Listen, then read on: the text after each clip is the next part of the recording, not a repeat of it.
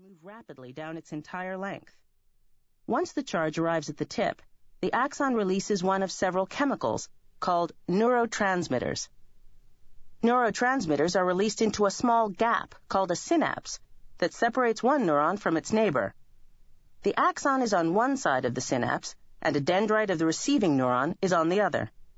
The neurotransmitter binds to receptors on the next neuron's dendrite, and the cycle starts all over again. Through this combination of electrical signaling down the length of the axon and chemical signaling across the synapse, the neurons signal one another without actually touching. On the frontier. Now that you've wrapped your head around the basic concept of neuron signaling, imagine having an artificial neuron slipped in between two real ones. That's exactly what scientists are working to accomplish. They've created microchips sporting artificial synapses that release neurotransmitters when stimulated, just like neurons. Implanted in the brain, these artificial synapses could theoretically signal the dendrites of your real neurons, doing the work of homegrown brain cells. The possibilities are staggering. Cocktail party tidbits. Some neurons are connected to only one other nerve cell. Others are connected to as many as 100,000. Nerve signals in some organisms can travel more than 200 miles per hour. The squid's famous, to neuroscientists anyway, escape reflex is controlled by an axon with no myelin at all. But because the axon is so wide, about 1 millimeter in diameter, which is huge for an axon, the signal can travel fast enough to wiggle the squid out of harm's way in the blink of a beady black eye. Glia.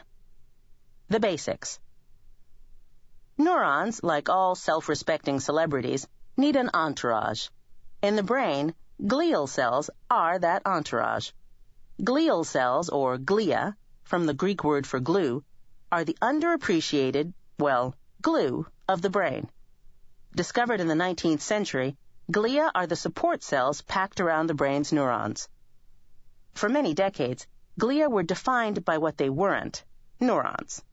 Unlike neurons, glia do not generate electrical signals, and therefore scientists thought they had little influence on brain signaling. But just because they don't send impulses doesn't mean they're trivial. If neurons are the brain's CEOs, glia are their personal assistants, bringing them nutrients and oxygen, protecting them from pathogens, and maintaining the proper environment. Pretty much everything but picking up their dry cleaning. There are many different kinds of glia, each specialized for one or more of these functions. New research suggests that, like many personal assistants, glia haven't been getting enough credit. It turns out that glia don't just take orders from neurons, but actually communicate with them. Studies have shown that glia can influence the connections that neurons make and help determine whether those connections get stronger. These findings mean that the long-overlooked glia might play a crucial role in the fundamental workings of learning and memory.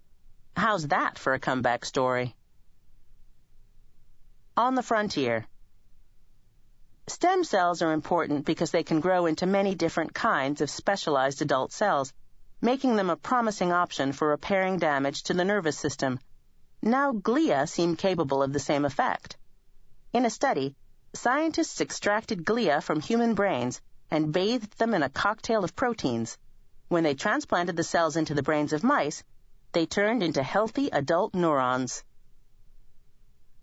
Cocktail party tidbits. Studies of the brains of other animals have revealed that species higher up on the evolutionary ladder have higher concentrations of glia.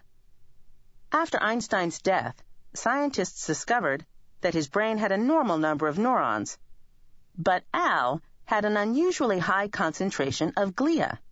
Perhaps he was more highly evolved than the rest of us.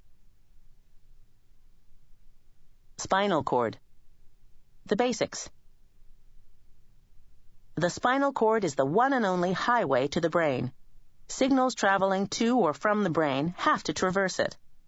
Motor neurons carry the brain's instructions through the spinal cord to the muscles, and sensory neurons ferry information back along the spinal cord to the brain.